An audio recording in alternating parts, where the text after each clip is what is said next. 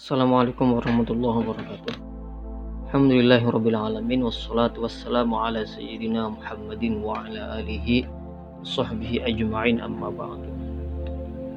Di sini kita akan membahas tentang latar belakang lahirnya ilmu kalam, ilmu usuluddin atau kita sepakati saja di sini kita gunakan nama teologi Islam. Nah, pembahasan ini sangat menarik bagi kita karena manfaatnya itu tidak hanya sebatas kita akan tahu posisi ilmu teologi Islam ya, di tengah peradaban umat Islam, tapi juga akan bermanfaat untuk bisa mendalami sejarah awal mula perkembangan Islam yang sejarah ini jarang terungkap di masyarakat karena memang cukup kompleks. Apa yang kita terima di masyarakat selama ini di madrasah atau di forum-forum majelis talim itu yang sederhana saja, yang mudah difahami ya, mungkin karena melihat audiens ya kebanyakan adalah orang-orang awam, sehingga pembahasan yang detail yang seperti akan kita bahas ini jarang diungkap karena itu akan menimbulkan banyak prasangka-prasangka yang mungkin bisa menimbulkan perpecahan. Tapi berhubung kita ini adalah di sini adalah forum intelektual, kita memang di kelas teologi Islam, maka pembahasan ini perlu kita buka sehingga akan bisa memberikan gambaran yang clear ya tentang bagaimana teologi Islam itu lahir. Kita akan mulai dari sebuah hadis yang itu sudah sangat populer di antara kita. Rasulullah bersabda, khairun nasi qarni tsummal ladzina yalunahum tsummal ladzina yalunahum. Sebaik-baik manusia, sebaik-baik umat itu adalah generasiku. Kemudian alladzina yalunahum, generasi yang mengikuti berikutnya, generasi berikutnya, wal tsummal ladzina yalunahum, kemudian generasi berikutnya. Hadis ini sering dipakai oleh para mubaligh untuk menggambarkan betapa mulianya para sahabat sebagai generasi awal umat Islam ya. Mereka adalah orang-orang yang mendampingi Nabi selama turunnya wahyu dan selama Nabi SAW menancapkan pilar-pilar dakwah Islam. Mereka juga adalah orang-orang yang tidak hanya sebatas mendampingi, tapi juga betul-betul rela mengorbankan jiwa dan raga, harta, pikiran, dan keluarga untuk dakwah Islam. Sehingga betapa mulia posisi mereka ya, yang diungkapkan oleh Allah baik dalam Al-Quran maupun dalam hadis-hadis Nabi. Dan mereka juga sering digambarkan sebagai generasi yang ideal, generasi yang terbaik umat ya, sehingga sebagian kita sangat mendambakan hidup seperti halnya kehidupan mereka. Mereka juga sering disebut sebagai generasi salafus soleh, generasi terdahulu yang soleh. Tetapi setelah kita membaca artikel-artikel yang sudah saya berikan itu, kita mendapatkan gambaran yang ternyata memang kontras dengan gambaran yang selama ini kita peroleh itu tentang generasi salaf. Ternyata mereka penuh dengan konflik, penuh dengan trik-trik politik dan persaingan kekuasaan, bahkan sampai terjadinya pertumpahan darah. Dan inilah fakta yang tidak bisa dipungkiri, yang itu kemudian akan melahirkan teologi Islam. Bahkan kemudian para ulama membuat istilah untuk menyebut puncak dari perselisihan berdarah antara para sahabat itu dengan julukan al-fitnatul kubro, fitnah besar, yang puncaknya adalah pada peristiwa pembunuhan secara sadis ya khalifah ketiga Sayyidina Utsman bin Affan radhiyallahu anhu, dan itu pelakunya adalah juga para sahabat. Inilah yang kemudian dikenal dengan nama al-fitnatul kubro. Nah, ini adalah fakta yang tidak boleh kita pungkiri ya, dan layak untuk kita kaji. Ternyata apa yang digambarkan oleh Nabi sebagai generasi yang terbaik, pada kenyataannya kita menemukan fakta-fakta sejarah yang itu sangat bertolak belakang dengan apa yang disampaikan Nabi. Tapi di sini saya tidak bermaksud untuk meragukan apa yang disampaikan oleh Nabi, bukan, sama sekali tidak. Nah, tapi di sini saya bermaksud mengajak Anda semua untuk mari kita berpikir secara lebih luas, ilmiah, untuk memahami fakta sejarah umat Islam ya, dan memahami apa sih maksud dari pernyataan Nabi tersebut tentang para sahabatnya.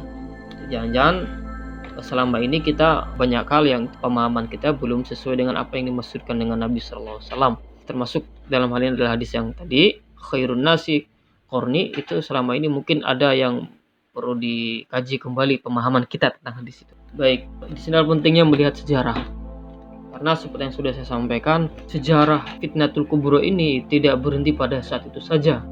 Efeknya itu masih terasa sampai sekarang, dan adanya perpecahan di tengah umat Islam, adanya perbedaan-perbedaan firqah, perbedaan-perbedaan kelompok, kemudian juga jam'iyah, organisasi yang ada di dunia Islam ini sampai saat ini, kalau kita runut akarnya, akar historis itu sampai pada Fitnatul Kubro ini, gitu ya. Kalau kita runut akan sampai kepada Fitnatul Kubro ini. Nah itu dia, ini bukan hal yang sederhana, bukan sebatas sejarah yang dipelajari terus sebatas kenangan saja, tidak, tapi kita akan dapat melihat relasi historis antara konflik yang terjadi dulu di awal mula pertumbuhan Islam, bagaimana perjalanannya, kemudian sampai melahirkan wajah Islam yang saat ini. Baik, Nabi SAW, beliau secara umum kita memahami bahwa Nabi SAW tidak meninggalkan wasiat tentang siapa yang berhak memimpin umat Islam pasca kewafatan beliau, gitu ya. Sehingga pada hari H beliau wafat itu umat Islam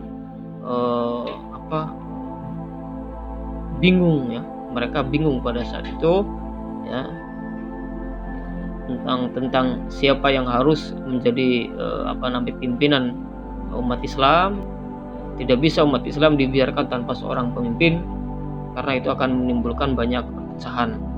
Sehingga mereka pada hari itu langsung berembuk ya, di Saqifah Bani Sa'idah untuk memutuskan siapa yang menjadi khalifah, dan akhirnya diputuskanlah sahabat Abu Bakar Siddiq untuk menjadi khalifah. Nah, tapi kalau kita melihat lebih jauh, lebih detail tentang proses pengangkatan Khalifah Abu Bakar, itu juga di situ ada hal-hal penting yang itu sebenarnya perlu kita kaji. Mungkin di artikel yang sudah dibaca itu ada ya, bagaimana persoalannya.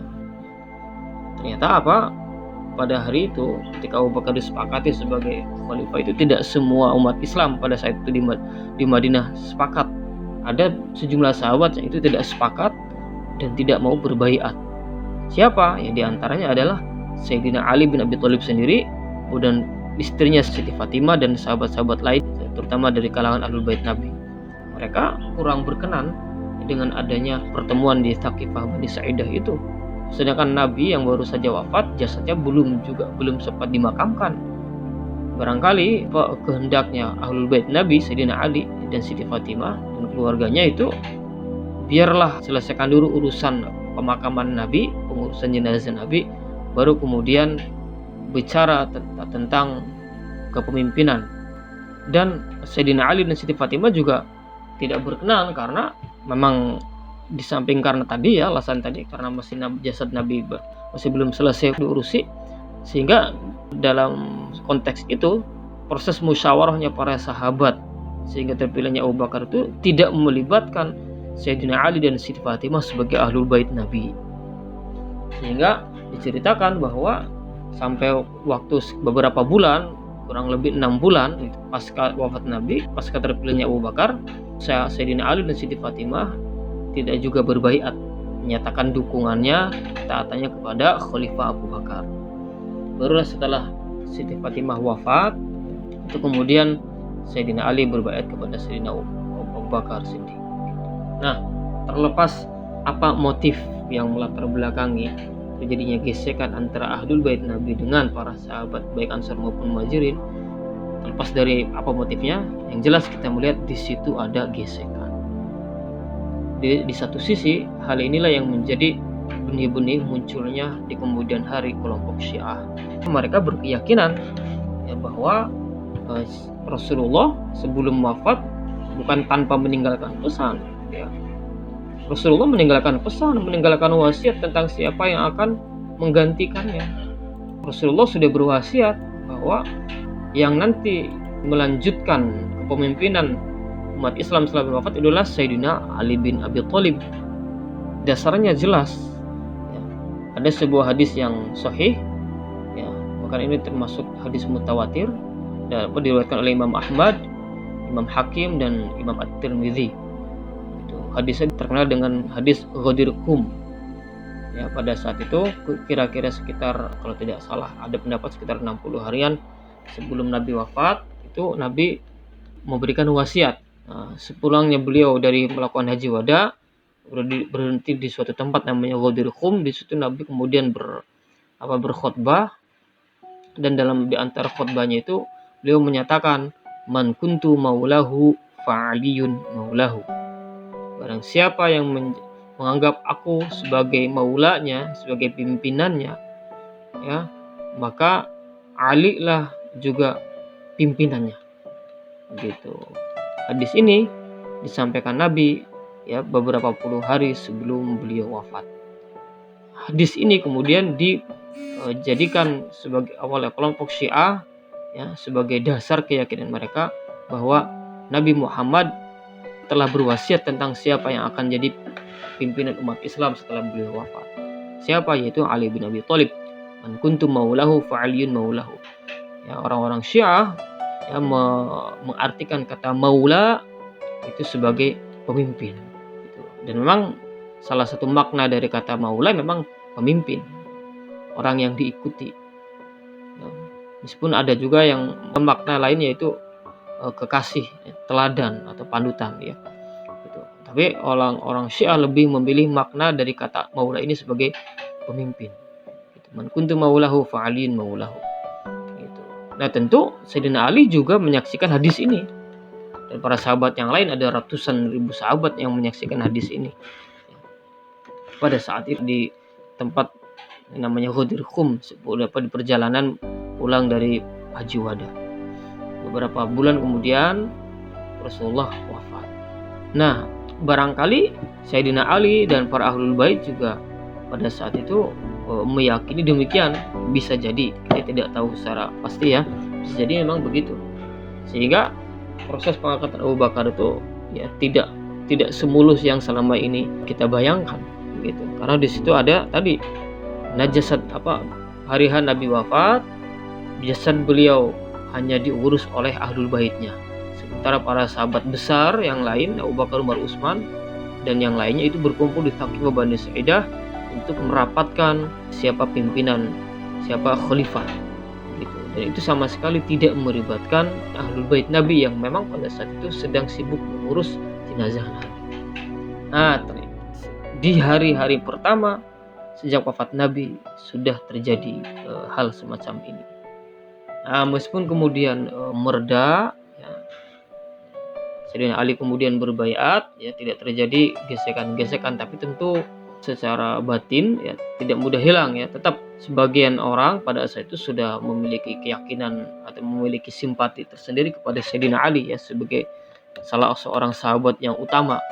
Beliau itu adalah orangnya alim, orangnya arif billah, kemudian juga orangnya memang termasuk as-sabiqun al-awwalun, menantu Nabi, sepupu Nabi, akhlaknya bagus sehingga banyak memang orang yang ngefans ya. Nah, itu terus berlangsung. 2 tahun kepemimpinan Abu Bakar Siddiq, umat Islam difokuskan pada membereskan keresahan internal ya, dengan banyak orang-orang yang murtad dan juga nabi-nabi palsu. Orang yang murtad tadi, orang-orang yang tidak mau membayar zakat, dan kemudian adanya nabi-nabi palsu seperti Musailamah al-Kadzdzab, sehingga 2 tahun itu fokus pada menumpas gerakan-gerakan separatis. Sayyidina Abu Bakar wafat, kemudian digantikan oleh Umar bin Khattab, dan di situ kemudian selama kira-kira 10 tahun pemerintahan Umar bin Khattab terjadi perkembangan yang pesat dalam dakwah Islam. Umar bin Khattab melakukan ekspansi dakwah Islam, ya, termasuk dengan opsi-opsi militer, diantaranya ya ke Persia, kemudian juga ke Mesir, dan akhirnya kemudian Islam berhasil disebarluaskan ke seantero Jazirah Arab, bahkan keluar Jazirah Arab ke Persia termasuknya. Itu Persia berhasil diislamkan, Mesir diislamkan. Ya, mulai tumbuh kemakmuran dan keadilan. Itu Umar bin Khattab, orangnya yang demikian luar biasa, ya, orang-orangnya low profile, betul-betul beliau menjalankan kepemimpinannya selama 10 tahun itu dengan sangat bagus ya, dengan adil, dan beliau juga sangat sederhana hidupnya sehingga kondisi internal umat Islam stabil. Terus kemudian Umar bin Khattab wafat ya, beliau wafat terbunuh oleh salah seorang Persia ya, yang itu dendam pada Umar bin Khattab karena telah menaklukkan Persia. Dan kemudian kepemimpinan umat Islam beralih pada Sayyidina Utsman bin Affan yang itu cukup panjang kepemimpinannya selama kira-kira 12 tahun. Pada paruh pertama masa kepemimpinan Utsman bin Affan ya, bagus. Di situ beliau membenahi administrasi dan birokrasi kepemimpinan umat Islam. Ekspansi masih terus dilakukan, tapi beliau sebagai seorang yang dari keluarga bangsawan dan keluarga yang memang sudah ahli dalam bidang manajerial bisnis, sehingga selama kekuasaan beliau itu perbaikan sistem administrasi ya. Dan akhirnya itu juga hal tersebut menuntut beliau untuk mengangkat orang-orang yang memang memiliki keahlian dan pengalaman di bidang manajerial ya, di bidang administrasi.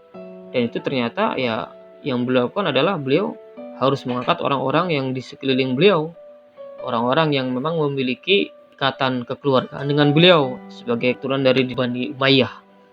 Keluarga Bani Umayyah terkenal sebagai keluarga yang para saudagar. Anak cucunya Umayyah di antara Utsman bin Affan itu adalah orang-orang yang memang dari kelas elit ekonomi ya, para pedagang, para pengusaha, bisnismen. Dan itu kemudian orang-orang yang memiliki pengalaman bagus dalam bidang administrasi dan manajerial bisnis itu diangkat oleh Utsman bin Affan di posisi-posisi penting seperti gubernur di daerah-daerah. Inilah yang menjadi hal yang memicu muncul instabilitas politik ya, ketidakstabilan politik. Utsman bin Affan banyak mengangkat keluarganya di pos-pos politik yang penting, termasuk keluarga dekatnya yaitu Muawiyah bin Abi Sufyan yang diangkat sebagai gubernur di Damaskus ya, di arah Syam. Namun ternyata tidak semua yang diangkat oleh Utsman bin Affan itu orangnya sesuai dengan yang diinginkan Utsman. Ternyata tidak sedikit dari mereka yang justru melakukan tindakan-tindakan yang itu melanggar prinsip-prinsip kepemimpinan Islam. Ya mungkin gambaran zaman sekarang ya, kemudian banyak pejabat-pejabat yang hidup mewah, ya entah dari mana kemewahannya ya. Banyak terjadinya penyalahgunaan kekuasaan. Publik merasa tidak puas oleh kepemimpinan para gubernur yang ditunjuk oleh Utsman bin Affan, yang itu ternyata memiliki ikatan kekeluargaan dengan Khalifah Utsman bin Affan. Nah, sehingga muncullah kelompok-kelompok oposisi, kelompok-kelompok yang itu tidak puas dengan kepemimpinan Utsman di daerah-daerah, tidak puas dengan kepemimpinan orang-orang yang ditunjuk Utsman, sehingga terjadi gesekan-gesekan. Sementara yang namanya para pejabat tentu ingin melanggengkan kekuasaannya. Ketika mendeteksi adanya gerakan-gerakan yang tidak suka pada pemerintah, baik di daerah maupun di pusat, tentu para pejabat-pejabat ini berusaha untuk bagaimana supaya membendung tidak terjadi gelombang protes ya dari masyarakat. Nah, sehingga kemudian ini terjadi selama beberapa tahun, dan akhirnya puncaknya adalah terjadi semacamnya mungkin kalau zaman sekarang demo ke pusat sana, ke Madinah. Perwakilan dari tokoh-tokoh terutama ini dari Mesir ya, tokoh-tokoh masyarakat itu demo ke Madinah ya. Mereka ingin melakukan audiensi dengan Utsman bin Affan. Namun kemudian terjadi deadlock ya, terjadi ketidaksepakatan. Ya pada intinya negosiasi tersebut gagal. Ya gagalnya tentu bukan karena apa-apa, mungkin di situ tentu ada trik dan intrik dari orang-orang munafik, terjadi provokasi dari orang-orang yang munafik, orang-orang yang memang berkepentingan, orang-orang yang merasa terancam posisinya, sehingga terjadilah fitnah. Yang fitnah tersebut tentu tertuju kepada sosok khalifah sendiri ya, sebagai pucuk pimpinan Utsman bin Affan, sehingga terjadilah amarah di antara para pendemo ini dan akhirnya terjadilah peristiwa pembunuhan di malam hari kepada Khalifah Utsman bin Affan. Inilah bagaimana peliknya konflik kekuasaan pada saat itu. Sebenarnya masih misterius sampai sekarang siapa saja orang-orang yang terlibat dalam pembunuhan Utsman bin Affan ini. Ahli sejarah berbeda pendapat, meskipun ada nama-nama yang kemudian disebutkan, ya, tapi berbeda pendapat karena pelakunya bukan satu orang tapi ada beberapa orang dan juga tidak tahu persis siapa dalangnya. Tentu ini ada dalangnya, cuma para ahli sejarah masih gelap tentang siapa dalang di balik pembunuhan Utsman bin Affan.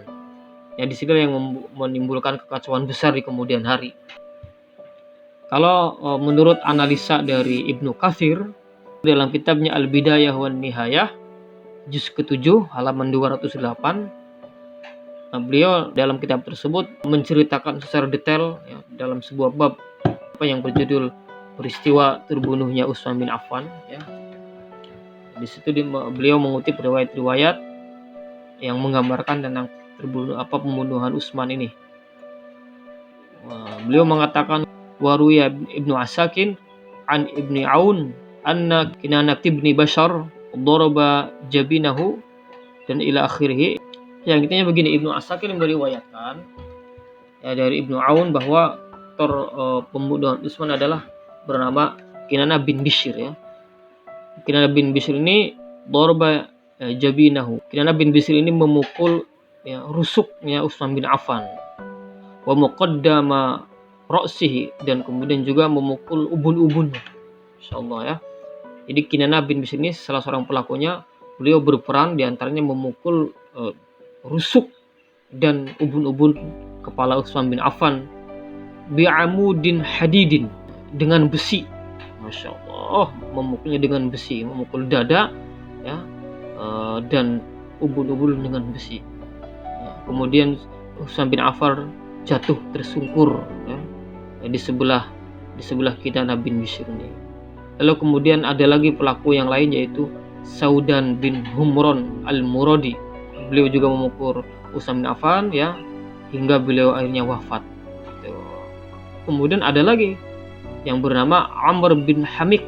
Utsman sudah tersungkur ya, beliau masih hidup, tapi di detik-detik nafas yang terakhir Amr bin Hamik kemudian melompat ke dadanya, lalu beliau menikam Utsman bin Affan 9 kali dengan pedangnya. Seraya beliau berkata sambil menusuk Utsman bin Affan dengan pedangnya, dengan beliau berkata, 3 tikaman itu adalah karena Allah dan 6 tikaman karena dendam di dalam dadaku.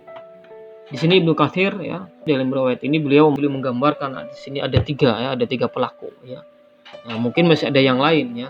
Yang kita kutip di sini hanya riwayat ini, dan di sini sudah tergambar ada 3 orang. Kinanah bin Bishr, Saudan bin Humron al-Muradi, dan Amr bin Hamid. Jadi betapa berlangsung sangat kejam. Dan ini terjadi sekali lagi di masa apa yang disebut dengan era khairun nas, di masa sebaik-baik manusia yang sebagaimana yang digambarkan oleh Nabi itu. Ini juga terjadi dilakukan oleh orang-orang yang kita sebut sebagai salafus soleh. Tapi di sini sekali lagi saya tidak dalam konteks untuk meragukan hadis Nabi itu, bukan sama sekali tidak. Tapi di sini saya ingin mengajak kepada semua ini para mahasiswa bahwa ada fakta sejarah yang sangat penting untuk kita pertimbangkan supaya kita bisa memahami lebih utuh ya, lebih komprehensif peristiwa sejarah di awal mula pertumbuhan Islam ini. Selama ini kita memperoleh informasi-informasi tentang kemajuan, kejayaan, dan kemuliaan generasi tersebut ya. Tapi kita belum banyak mengkaji tentang peristiwa-peristiwa lain yang itu sebenarnya juga perlu kita pertimbangkan, sehingga kita akan mendapatkan pemahaman yang lebih utuh tentang masa tersebut ya, dan kita akan mendapatkan pemahaman yang lebih utuh juga tentang hadis, tentang kemuliaan generasi para sahabat itu. Kemudian setelah Utsman bin Affan wafat, kemudian umat Islam ya, singkat cerita, mengangkat umat Islam di Madinah ya, mengangkatlah Ali bin Abi Thalib sebagai khalifah pengganti ya, sebagai khalifah yang keempat gitu, ya. Hampir semua sahabat-sahabat besar ikut berbaiat, ya. Kecuali sahabat-sahabat tertentu yang memang terutama dari kalangan keluarga Utsman bin Affan. Di sini yang paling utama adalah Muawiyah bin Abi Sufyan, gubernur Damaskus, yang itu tidak mau berbaiat kepada Sayyidina Ali, ya, dan bahkan menuntut Sayyidina Ali untuk untuk segera mengeksekusi, mengadili, ya, para pembunuh Utsman bin Affan yang memang pada saat itu masih bercokol di kota Madinah. Gitu. Ya, bahkan menurut analisa beberapa sejarawan, Muawiyah bin Abi Sufyan ini dengan para sahabat yang berkoalisi dengan beliau, ya, itu juga turut curiga, ya, kepada Ali bin Abi Thalib, ya. Mereka curiga Ali bin Abi Thalib terlibat, ya, sebagai dalang pembunuhan Utsman bin Affan, ya. Ini salah satu analisa, gitu. Karena memang di antara petunjuknya adalah salah satu tokoh yang berdemo dari Mesir ke Madinah itu adalah Muhammad bin Abu Bakar, yang itu adalah anak angkatnya Sayyidina Ali. Anak angkat Sayyidina Ali. Ya. Terlebih kemudian pasca wafatnya Utsman bin Affan, Ali bin Abi Thalib sendiri, ya, naik ke kursi kekhalifahan. Nah, itu dia, ya. Sementara Muawiyah bin Abi Sufyan sendiri memang, ya, menurut salah satu versi sejarah juga mengatakan Muawiyah juga berambisi, ya, ingin menjadi khalifah, gitu, ya. Muawiyah ini ahli strategi perang, ya, ahli administrasi, ahli strategi perang, ya, gitu. Dan beliau konon memiliki ambisi untuk menjadi khalifah, ya. Sehingga dengan diangkatnya Sayyidina Ali, beliau panas, ya. Sehingga gimana caranya membuat kekacauan, membuat disintegrasi, ya, membuat perlawanan, ya,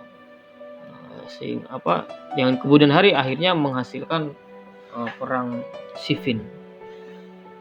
Nah, ini gambaran betapa konflik yang terjadi di kalangan para sahabat saat itu sangat serius, begitu, ya, sangat serius. Nah, kemudian, ya, setelah Sayyidina Ali naik ke pucuk pemerintahan, kepemimpinan, beliau kemudian melakukan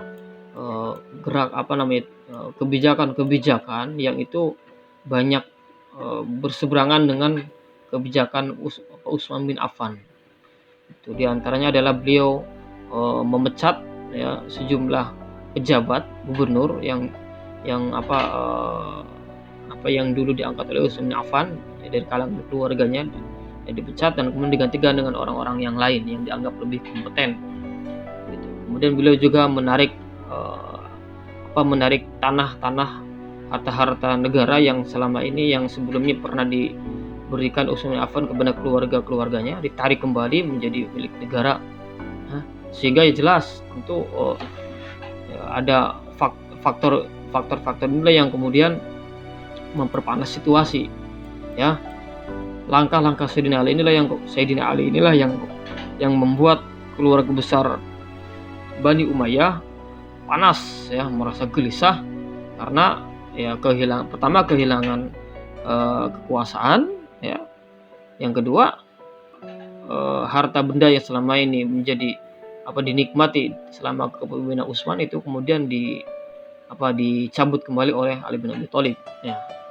Nah, disinilah betapa ada persaingan ekonomi, persaingan bisnis, persaingan politik, ya, di antara para orang-orang tadi, ya, para generasi awal tadi, sehingga kompak orang-orang yang dari kalangan dinasti Umayyah di bawah pimpinan Muawiyah bin Abi Sufyan itu menentang kekhalifahan Ali bin Abi Thalib, gitu, ya. Saking carut marutnya kondisi, ya, sehingga umat Islam pada saat itu bingung harus berpihak kepada siapa, gitu. ya. Kondisi di Madinah sudah tidak memungkinkan untuk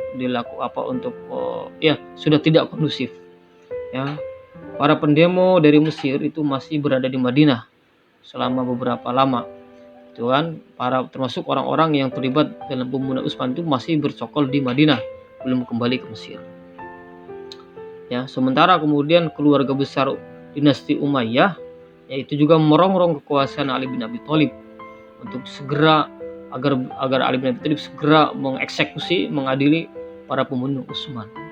Sementara para sahabat di Madinah sendiri kan sebagian ada yang tidak berbaiat, ya, karena masih dalam posisi serba rumit, ya, kondisinya. Sehingga Ali bin Abi Thalib beliau berusaha bertindak sangat hati-hati, ya. Beliau tetap ingin mengeksekusi, ingin mengadili, ya, orang-orang yang terlibat dalam pembunuhan Utsman, para pembunuh Utsman bin Affan. Tapi tentu beliau tidak bisa menuruti kehendak dan ambisinya keluarga Utsman, keluarga dinasti Umayyah yang ingin segera, ya, cepat-cepat, ya. Itu beliau harus hati-hati karena, ya, untuk memutuskan siapa pembunuh, ya, harus melalui proses investigasi yang mendalam, ya, karena itu terjadi di malam hari dan itu tidak ada yang tahu pasti siapa saja orangnya. Ya tidak bisa juga misalkan asal semua yang para pendemo dari Mesir semuanya dieksekusi, dikisos, nggak bisa, ya, karena tentu tidak semuanya terlibat, hanya orang-orang tertentu saja. Nah itu kan perlu investigasi, perlu penelitian, ya. Tapi kemudian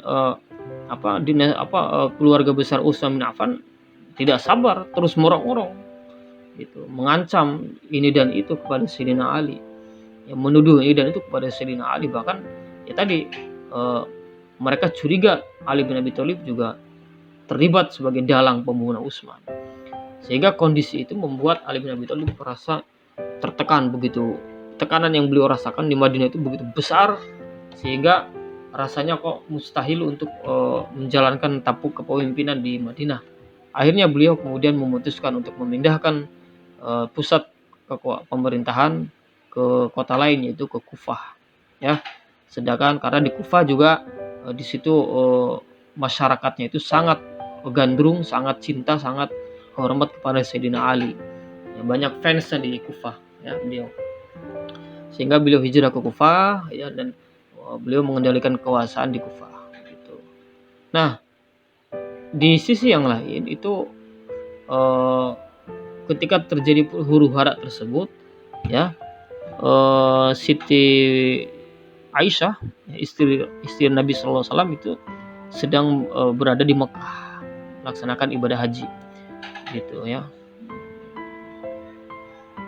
Ibadah haji, dan terjadi desas-desus, macam-macam desas-desus, ya, sehingga berita yang sampai ke Siti Aisyah itu ya bermacam-macam, ya. Di samping memang menurut memang antara Siti Aisyah dan Sayyidina Ali juga mungkin kalau menurut sejumlah riwayat yaitu ya tidak ada, agak sedikit kurang cocok juga, gitu, ya.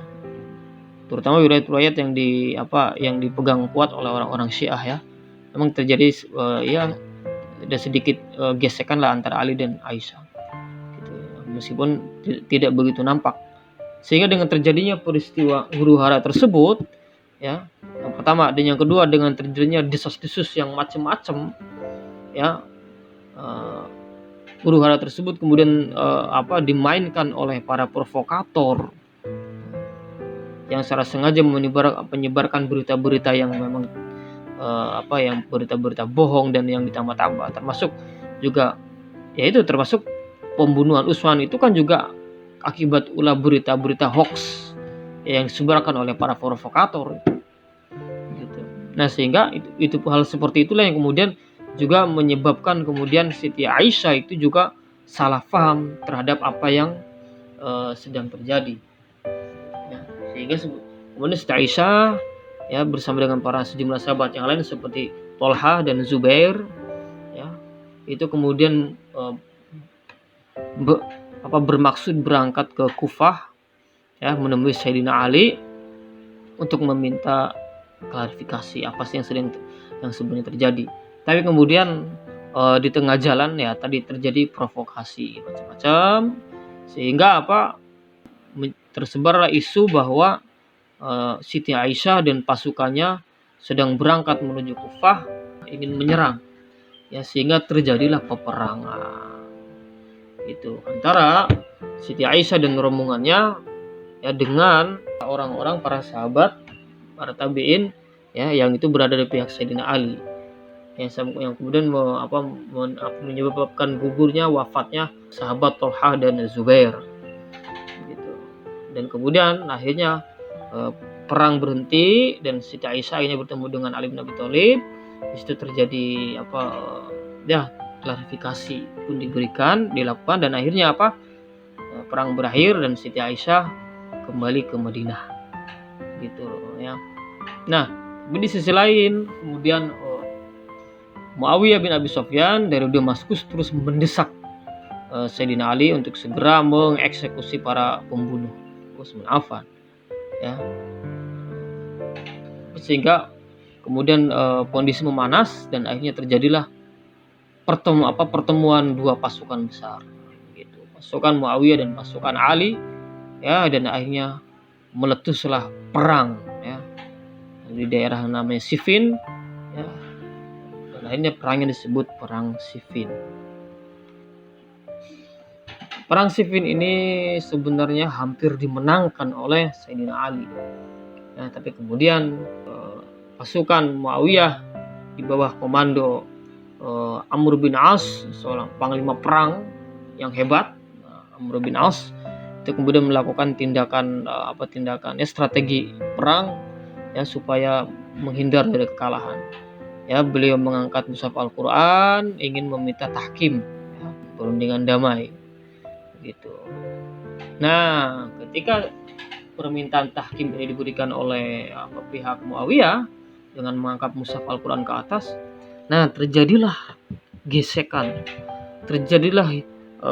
di tengah pasukan Ali, ya, terbelah menjadi dua kubu yang mendesak untuk diterimanya tahkim dan kubu yang menolak untuk tahkim, ya. Kubu yang mendesak untuk diterima tahkim, mereka berargumen bahwa itu mereka sudah meminta damai gitu, ya. Dan yang diangkat adalah Al-Qur'an, masa kita mau menolak perdamaian gitu. Nah, kemudian kubu yang menolak tahkim, mereka berargumen tidak, itu kita tahu itu di situ ada Amr bin As, panglima perang, ahli strategi perang, dan mereka mengangkat Al-Qur'an itu dalam rangka itu saja, itu taktik saja, taktik mereka untuk supaya kita terkecoh begitu. Jangan percaya, jangan terima, itu hanya taktik mereka supaya untuk mengecoh kita, karena posisi mereka sedang terjepit, ya, hampir kalah gitu. Terjadilah perdebatan dalam internal pasukan Sayyidina Ali gitu, ya. Dan inilah yang menjadi cikal bakal lahirnya kelompok Khawarij, ya, kelompok yang keluar dari barisan Ali, ya. Satu riwayat mengatakan kelompok Khawarij inilah orang-orang yang kemudian menjadi tokoh-tokoh Khawarij inilah yang mendorong untuk diterimanya tahkim, ya, gitu. Tapi kemudian ketika peristiwa tahkim berlangsung, kelompok Khawarij ini yang kemudian orang-orang yang pertama menyalahkan Sayyidina Ali gitu, karena sudah menerima tahkim. Nah, itu dia. Ya, inilah ketidakkonsistenan, ya, orang-orang Khawarij. Oke, akhirnya dari hasil kesepakatan bersama diterimalah tahkim. Itu, terima tahkim. Ya, dari kedua belah pihak mengirimkan utusan. Pihak Muawiyah mengirimkan Amr bin As, sedangkan pihak Ali bin Abi Thalib, ya, mengirimkan Abu Musa al-Asy'ari. Awalnya Sayyidina Ali, ya, ingin mengutus kalau tidak salah Abdullah bin Abbas, ya. Tapi kemudian kelompok sahabat tadi, orang-orang yang menjadi cikal bakal Khawarij tadi menolak Abdullah bin Abbas karena dianggap itu masih memiliki ikatan keluarga dengan Sayyidina Ali. Itu sama-sama dari Bani Hashim. Ya. Kemudian Ali bin Abi Thalib juga kalau tidak salah ingin menunjuk Malik Al-Astar. Kemudian ditolak juga, dan akhirnya atas usulan para calon orang-orang tokoh yang menolak tadi, yang ngeyel tadi, kemudian disepakatilah Abu Musa Al-Asy'ari dianggap sebagai yang netral, tidak memiliki kerabatan dengan Ali, dan orangnya juga ya ahli ibadah, itu polos, netral, tidak berpihak ke sana dan kemari. Ya, akhirnya terjadilah peristiwa tahkim. Gitu. Nah, dalam proses negosiasi tersebut ya terjadilah trik dan intrik. Gitu.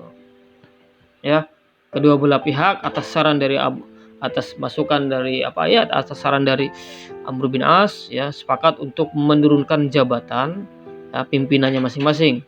Ya, Amr bin As ya menurunkan melepaskan Muawiyah dari jabatannya sebagai gubernur, ya.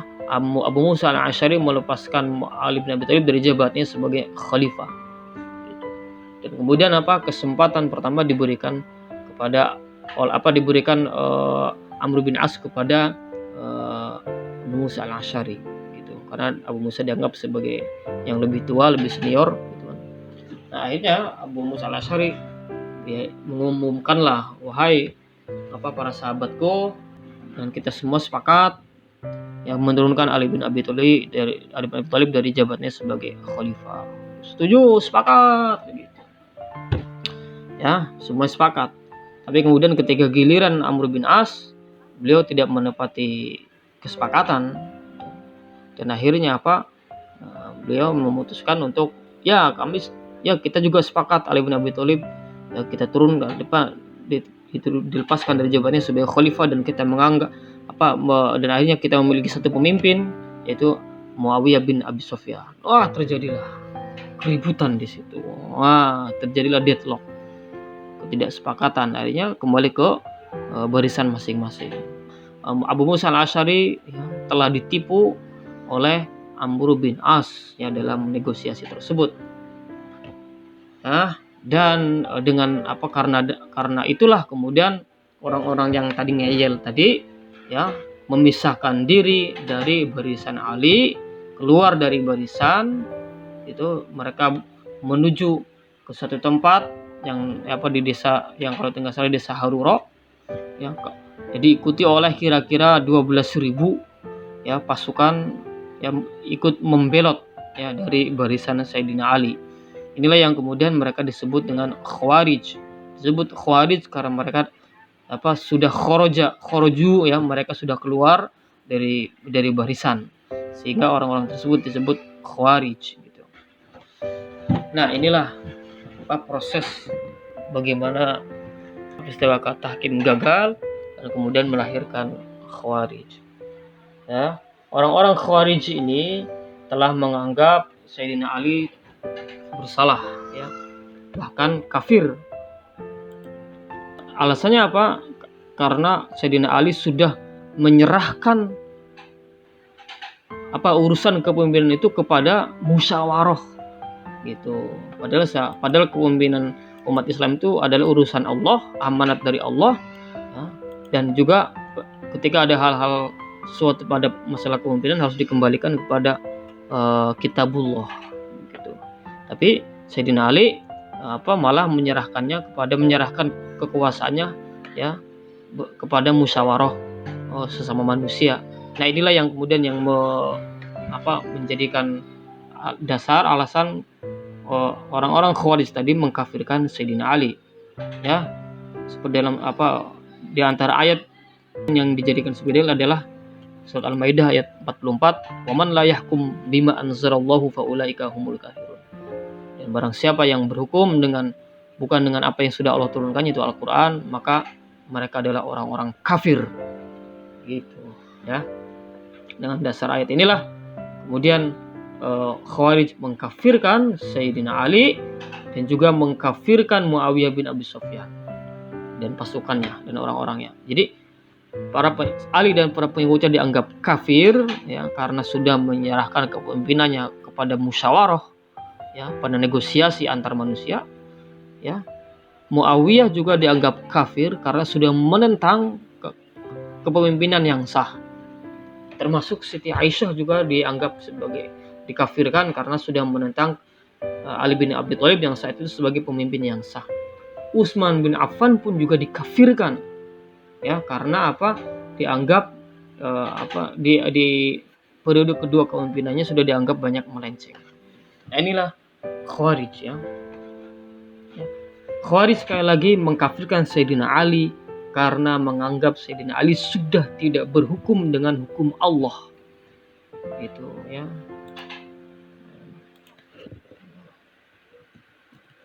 Sekali lagi Sayyidina Ali ya sudah menyerahkan kepemimpinan, kekhalifahannya kepada musyawarah di dalam negosiasi dalam tahkim tadi. Ya, padahal menurut Khawarij kepemimpinan itu adalah urusan Allah.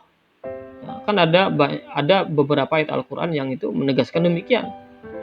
Ya, bahwa patuh kepada pemimpin itu adalah bagian daripada keimanan. Nah, sama apa? Ati Allah wa ati Rasul wa ulil amri minkum. Ya, ada 3 perintah yang itu diperintahkan oleh Allah. Taat kepada Allah, taat kepada Rasul, dan taat kepada kepemimpinan. Kepada pemimpin. Berarti apa? Masalah kepemimpinan itu adalah urusan Allah, kaitannya dengan keimanan gitu, bukan semua orang yang, bukan urusan manusia, bukan begitu ya. Sehingga Sayyidina Ali yang sudah menyerahkan kepemimpinan yang sudah beliau sebenarnya sudah disepakati oleh umat Islam, mayoritas umat Islam sudah berbaiat, itu kan berarti apa? Ali bin Abi Thalib sudah sah sebagai ulil amri ya, sudah dapat amanah dari Allah, otomatis seharusnya menjalankan sesuai dengan amanah itu, sesuai dengan perintah Allah, sesuai dengan petunjuk dari Allah ya. Sehingga urusan amanah sebagai khalifah tersebut ya, pertanggungjawabannya adalah kepada Allah, bukan kepada rakyat gitu.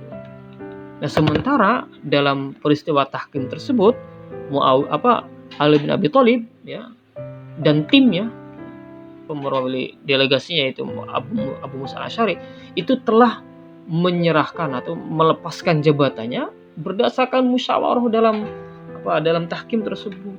Nah, ini kan suatu bentuk penentangan kepada ayat diantaranya surat Al-Maidah ayat 44 ini. Berarti apa? Ya, Ali bin Abi Thalib ya, dan kubunya sudah memutuskan suatu perkara ya, suatu perkara hukum, sudah menghukumi suatu perkara, suatu masalah dalam agama ya, bukan dengan kitab Allah ya.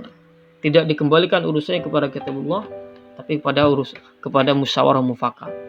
Dan hal ini bertentangan dengan Al-Maidah ayat 44 gitu. Wa man la yahkum bima anzalallahu faulaika humul kafirun ya. Dan ada juga ayat Allah yang lain dalam Al-Qur'an tentang larangan untuk berhukum dengan hukum selain Allah ini ya. Misalkan dalam surat Yusuf ayat 40 ya, yang diantaranya berbunyi inil hukmu illa lillah ya. Yang artinya dan keputusan hukum itu ya, keputusan itu adalah lillah, hanya milik Allah ya. Artinya apa? Keputusan dalam hal agama itu adalah hak prerogatif Allah, dan masalah kekhalifahan, kepemimpinan itu adalah urusan Allah. Sehingga kalau kemudian Sayyidina Ali memutuskan meletakkan jabatannya ya kepada manusia berdasarkan sepakat antar manusia, berarti Sayyidina Ali sudah berhukum bukan dengan hukum Allah tapi dengan hukum manusia. Ya, makanya berdasarkan ayat surat Yusuf ayat 40 ini ya, dan juga Al-Maidah ayat 44 tadi, Ali bin Abi Thalib berhak menyandang status kafir. Ada juga ayat Allah yang lain tentang masalah ini gitu. Misalkan di surat Al-An'am ayat 57 ya, bunyinya kurang lebih sama dengan surat dengan surat Yusuf ayat 40 tadi. inil hukmu illa lillah. Al-An'am ayat 27. Dia paling tidak ada 3 tempat dalam Al-Quran yang menyatakan dengan tegas bahwa hukum itu hanya milik Allah, ya. Dan Sayyidina Ali ya sudah kafir karena sudah menentang, ya sudah memutuskan suatu perkara hukum dalam agama bukan berdasarkan Al-Quran, kitabullah, ya, sehingga Sayyidina Ali kafir.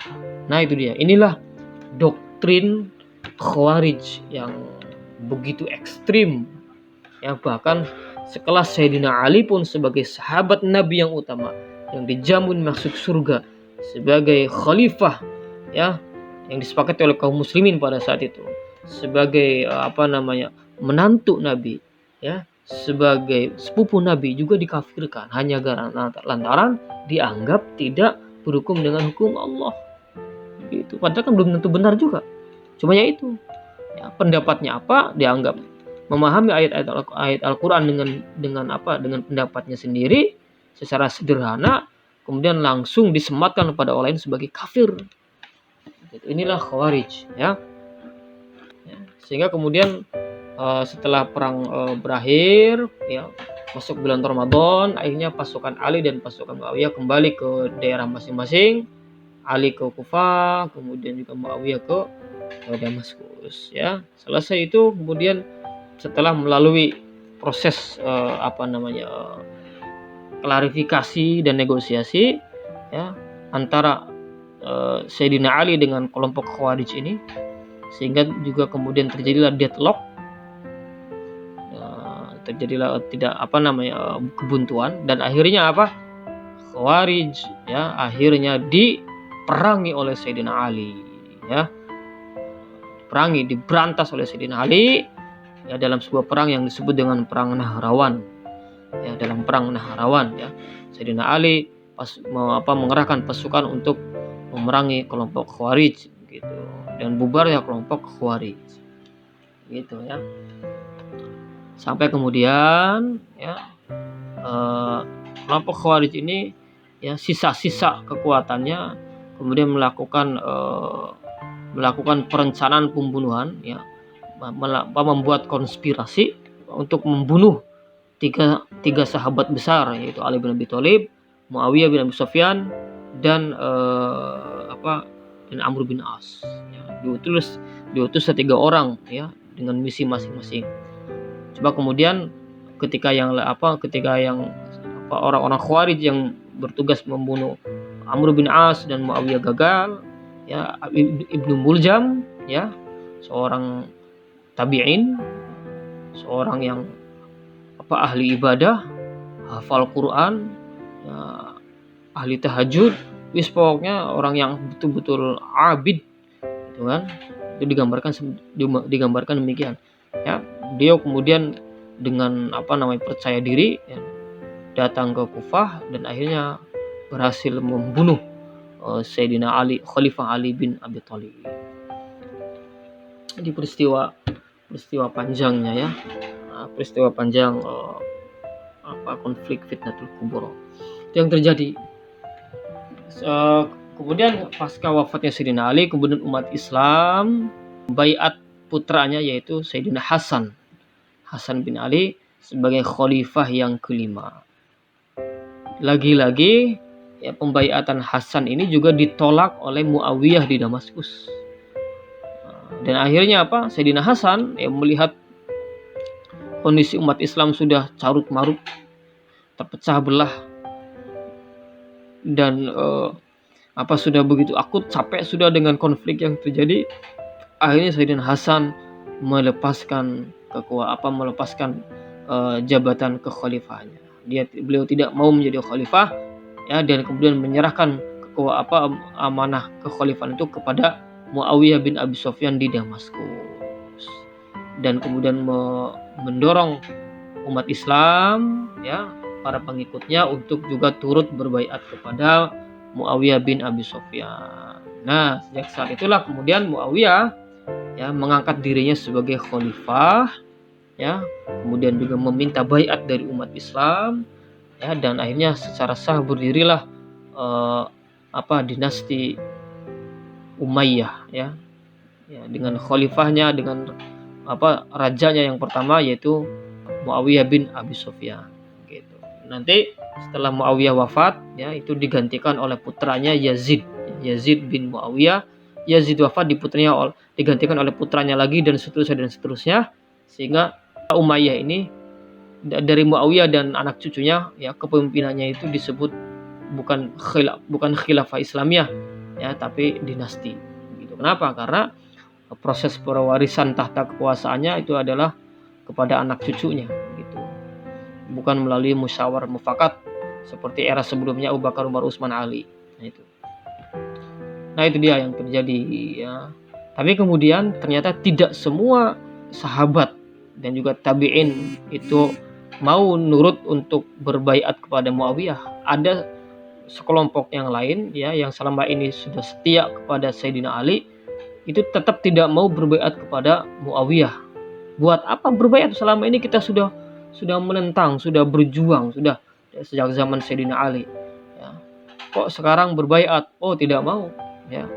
Tidak mau berbaiat, tidak mau menyerahkan kepemimpinan kepada orang yang zalim ya, karena ya tadi Muawiyah sudah dari awal memang sudah menentang kekuasaan yang sah, kekuasaan Ali bin Abi Thalib ya. Beliau juga menentang kekuasaan penerusnya yaitu Hasan bin Ali bin Abi Thalib ya. Nah, sehingga mereka tetap bersikukuh untuk tidak mau mendukung orang yang merebut kekuasaan secara ilegal, yaitu Muawiyah tadi. Sehingga mereka ya, sebagian para pasukan Sayyidina Ali tadi mengangkat adiknya ya, Sayyidina Hasan yaitu Husain sebagai pimpinan mereka, sebagai pimpinan. Nah, karena istilah khalifah sudah diambil oleh Muawiyah, maka kemudian ya pasukan Ali ya, para pendukung Sayyidina Ali yang mengangkat Husain bin Abi Thalib ini kemudian membuat julukan lain, bukan tidak memakai Amirul Mukminin, tapi tidak memakai khalifah, tapi memakai sebutan imam. Maka mereka menyebut Hasan sebagai imam mereka ya, sebagai pimpinan mereka, imam. Nah, itulah awal mula terbentuknya kelompok Syiah gitu ya. Jadi Syiah itu lahir dari awal mulanya mereka adalah orang yang setia kepada Sayyidina Ali, bersikukuh mempertahankan posisi haknya Sayyidina Ali, dan ketika kekuasaan kemudian secara sukarela diserahkan oleh Hasan bin Ali kepada Muawiyah, mereka tetap tidak mau ya, mereka akhirnya memberontak, tetap bersikukuh, tidak mau berbaiat kepada Muawiyah, dan kemudian mengangkat Husain bin Ali sebagai pimpinan mereka, sebagai imam. Dan akhirnya karena kekuasaan secara sah ya, meskipun caranya itu ilegal dengan cara kudeta tadi, dengan cara menentang khalifah yang sah dari Ali sampai Hasan, tapi kemudian meskipun dengan cara demikian tadi ya, tapi kekuasaan Muawiyah itu kan sudah menjadi sah ya, karena kemudian setelah Hasan menyerahkan kekuasaan kepada Muawiyah kemudian meminta baiat kepada umat kaum muslimin pada saat itu, dan mayoritas umat Islam mau berbaiat. Sahlah kekuasaan Muawiyah sebagai pemimpin umat Islam pada saat itu, sebagai Amirul Mukminin gitu ya. Nah, akhirnya sekelompok pasukan Ali yang tidak mau berbaiat dan kemudian mengangkat Husain sebagai imam itu akhirnya diposisikan sebagai pemberontak ya. Diposisikan sebagai pemberontak. Orang-orang Sayyidina Husain dan para pengikutnya ya, itu sekali lagi diposisikan sebagai pemberontak kepada kepemimpinan pemerintahan yang sah di Damaskus.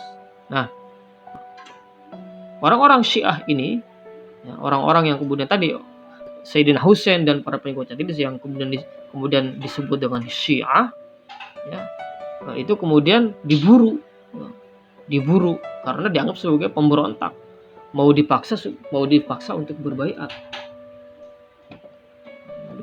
tapi kemudian tetap tidak mau, akhirnya tetap diburu oleh kepemimpinan Muawiyah bin Abi Sufyan, sampai kemudian terjadilah peristiwa pembantaian Husain bin Ali ya.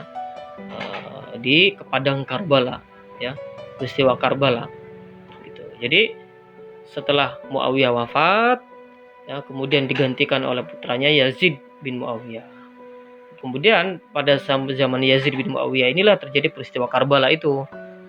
Ketika Sayyidina Husain bin Ali sedang dalam sebuah perjalanan, ya, dalam sebuah perjalanan dengan para sahabatnya, kemudian dicegat oleh pasukan, ya, yang setia kepada Muawiyah, kepada Yazid, ya, dicegat, ya, di sebuah padang yang disebut dengan padang Karbala, dan di situ semuanya dibunuh, dibantai, termasuk Sayyidina Husain sendiri dibantai, ya, tidak tersisa satupun gitu. Sayyidina Husain di tubuhnya menancap puluhan, bahkan ya mungkin ratusan anak panah dan pedang, ya. Konon kepalanya juga ditebas dan kemudian kepalanya ditusuk di sebuah tombak dan kemudian diarak kepalanya keliling kota-kota besar dinasti Umayyah pada saat itu, keliling Mekah, keliling Madinah, keliling Kufah, Damaskus, ya, dan lain sebagainya, ya, karena dianggap sebagai inilah kepalanya orang yang selama ini sudah memberontak gitu, ya. Sangat kejam, ya, proses peristiwa terjadi, peristiwa Karbala itu. Disitulah menyebabkan betapa getirnya penderitaan dan kemarahan para pendukung Sayyidina Ali yang berbaiat kepada Husain tadi, ya. Disitulah getir dan marah dendamnya orang-orang Syiah, orang-orang yang kemudian disebut Syiah itu, kepada dinasti Umayyah. Akhirnya kemudian keluarganya Husain yang masih hidup, ya, dan juga para pengikutnya kemudian mengangkat putranya, ya, sebagai imam berikutnya, sebagai imam pengganti, yaitu putranya yang bernama Ali Zainal Abidin, ya, Ali Zainal Abidin Husain, ya. Dan seterusnya sampai generasi ke-12, ya. Nah, itulah sejarah panjang, ya, dari awal mula sampai munculnya kelompok Khawarij dan Syiah.